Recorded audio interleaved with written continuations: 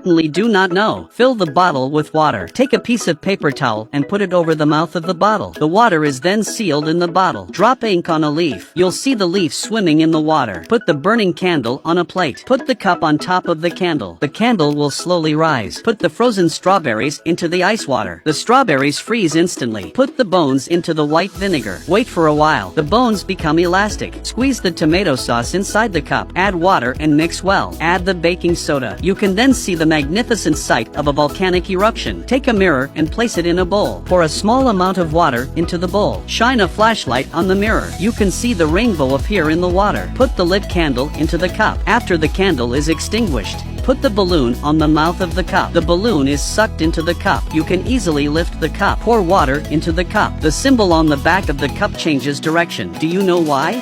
Follow me. Teach you more science.